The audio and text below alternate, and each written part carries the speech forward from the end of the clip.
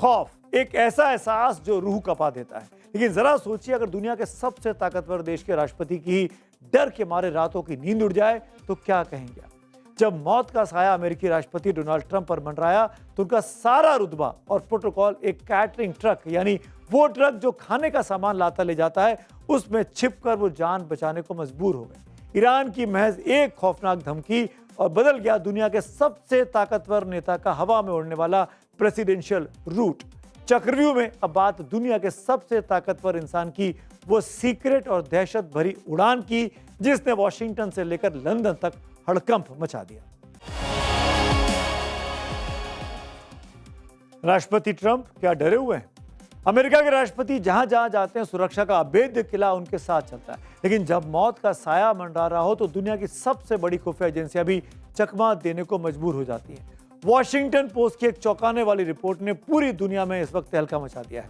Donald Trump पिछले महीने NATO summit के लिए तुर्की की राजधानी अंकारा गए थे, लेकिन वहां से ब्रिटेन वापसी के दौरान कुछ ऐसा हुआ जो किसी हॉलीवुड थ्रिलर फिल्म से कम नहीं है।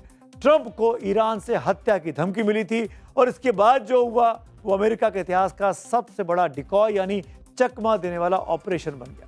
तारीख थी 8 जुलाई, जगह तुर्की की राजधानी अंकारा। नेटो समिट खत्म हो चुकी थी।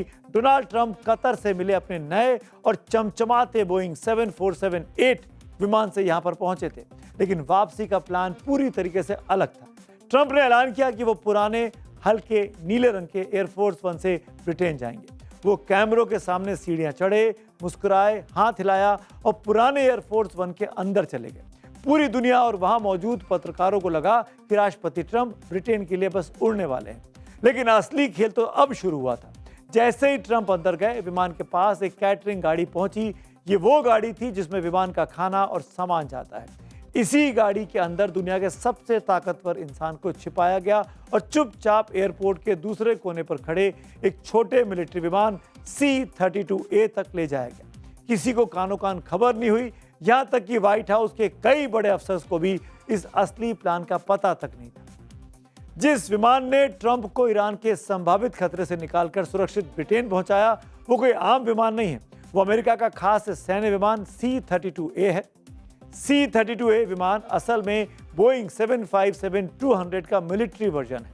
इसका मुख्य काम राष्ट्रपति, उपराष्ट्रपति समेत अमेरिका के बड़े ऑफिसर्स को संकटों के समय या खास मिशन पर सुरक्षित यात्रा कराना है। इसमें सिर्फ 45 यात्रियों के बैठने की जगह होती है, यानी बेहद चुनिंदा लोग। C-32A बार में करीब 10,200 किलोमीटर तक उड़ान भर सकता है। ट्रंप छोटा विमान C-32A लेकर ब्रिटेन के लिए उड़ चुके थे। उधर पुराने एयरफोर्स वन में बैठे पत्रकारों को लग रहा था कि ट्रंप उन्हीं के साथ ही यात्रा कर रहे हैं, लेकिन उड़ान के दौरान अचानक सिक्योरिटी प्रोटोकॉल बदल गया। देखिए। जैसे ही एयरफोर्स वन ने टेक ऑफ किया, प्लेन में मौजूद पत्रकारों को आदेश दिया गया कि विमान की खिड़कियों के शेड नीचे गिरा दें। किसी को भी बाहर देखने की इजाजत नहीं थी। ऐसी सावधानी तब बरती जाती है जब विमान किसी दुश्मन के रडार या खतरे वाले इलाके से गुजर रहा हो। बाद में जब ट्रंप से पूछा गया कि ऐसा क्यों हुआ, तो उनका जवाब था, शायद हम एक खतरनाक फ्लाइट पर थे। 8 अगस्त की रात करीब 10:20 पर ट्रंप का छोटा C-32A विमान ब्रिटेन के एयरबेस पर उतरा। कुछ मिनट बाद पत्रकारों वाला पुराना एयरफोर्स वन भी वही लैंड हुआ और इसके बाद दुनिया को चकमा देने का दूसरा पार्ट शुरू हुआ। ट्रंप छिपकर वापस पुराने एयरफोर्स वन में घुसे और रात 10:56 पर सीढ़ियों से नीचे उतरकर कैमरों के सामने ऐसे आए जैसे वो पूरी यात्रा में उसी बड़े विमान में थे। अमेरिकी मीडिया रिपोर्ट्स के मुताबिक पुराने एयरफोर्स वन में मिसाइल अटैक से बचने और इलेक्ट्रॉनिक जैमिंग के कुछ ऐसे खास इंतजाम हैं जो शायद कतर के शाही परिवार द्वारा दिए गए नए विमान में अभी पूरी तरह एक्टिवेट या सक्षम नहीं हो पाए। हालांकि व्हाइट हाउस ने सुरक्षा में कमी की बात से इनकार किया है। हालांकि व्हाइट हाउस का यह साफ कहना है कि अमेरिका के कई दुश्मन ट्रंप को निशाना बनाना चाहते हैं, इसीलिए सुरक्षा के तरीके बार बार बदले जाते हैं। ट्रंप का खौफ सिर्फ हवा में या खुफिया फ्लाइट तक सीमित नहीं है, जमीन पर भी उनके आसपास ऐसे सुरक्षा कवच बिछाया गया है जिसे देखकर लगता है कि मानो वो किसी गोल्फ कोर्स में नहीं बल्कि किसी वॉर जोन यानी युद्ध के मैदान में खड़े हों। जब ट्रंप गोल्फ स्टिक पकड़ते हैं तो उनकी नजर आसमान पर होती है। जी हाँ, जब डोनाल्ड ट्रंप गोल्फ खेलते हैं तो उनकी सुरक्षा के लिए सिर्फ सीक्रेट सर्विस नहीं बल्कि अमेरिकी सेना का खतरनाक एवेंजर एयर डिफेंस सिस्टम और सेंटिनल रडार तैनात रहता है। ये कोई छोटी मोटी सुरक्षा नहीं है, ये सिस्टम आसमान से आने वाले किसी भी ड्रोन, लड़ाकू विमान और यहाँ तक कि क्रूज मिसाइलों को पल भर में खाक करने की ताकत रखता है। ये कोई एक दिन की बात नहीं है। 1 अगस्त को ट्रंप के बेडमिंस्टर गोल्फ क्लब में इस एवेंजर सिस्टम को खुलेआम देखा गया था। ट्रंप के डर की अगली कड़ी जो है वो यहीं से जुड़ती है, राजनीतिक खौफ से। वो खौफ जो अब अमेरिका को ईरान के सामने अपनी सबसे बड़ी शर्त के पीछे हटने को मजबूर कर रहा है। वॉल स्ट्रीट जर्नल की एक बेहद चौंकाने वाली रिपोर्ट और सामने आई है। जो अमेरिका कल तक ईरान के साथ नए परमाणु समझौते की जिद पर अड़ा था, वह बिना किसी समझौते के ही जंग खत्म करने की फिराक में है।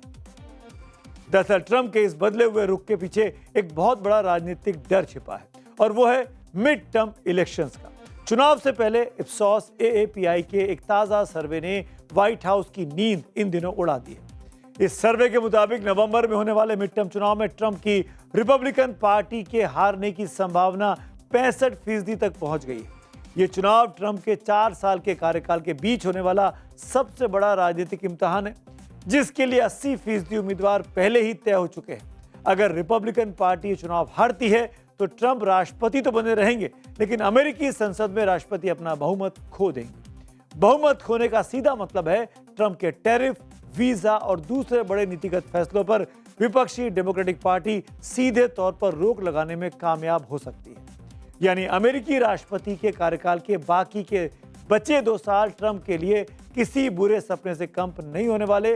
मिड टर्म चुनाव के नतीजे अगर पक्ष में नहीं आए तो ट्रंप को कदम कदम पर डेमोक्रेट्स का विरोध झेलना होगा और यही वजह है कि ट्रंप अब ईरान से उलझने के बजाय हॉर्मुज स्ट्रेट खुलवाकर तेल के दाम कम करना चाहते हैं, ताकि महंगाई कम हो सके और मिड टर्म चुनावों में उनकी कुर्सी और संसद का कंट्रोल बच सके।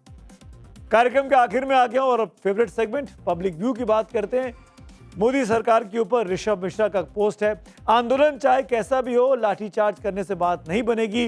देश में समय पर महंगाई, बेरोजगारी जैसे मुद्दों पर समय समय पर आंदोलन होते रहे, लेकिन पेपर लीक और अयोध्या चढ़ावा चोरी पर सरकार जवाब देने से बच क्यों रही है। एक और पब्लिक व्यू यूपी इलेक्शन के मद्देनजर विवेक पांडे जी का है।